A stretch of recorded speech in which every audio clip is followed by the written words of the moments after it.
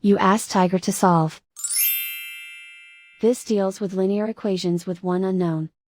The final result is x equals 115/7.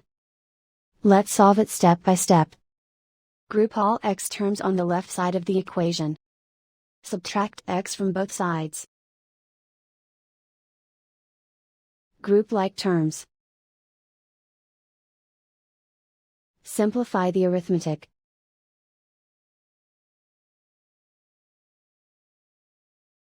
Group all constants on the right side of the equation. Subtract 115 from both sides. Simplify the arithmetic.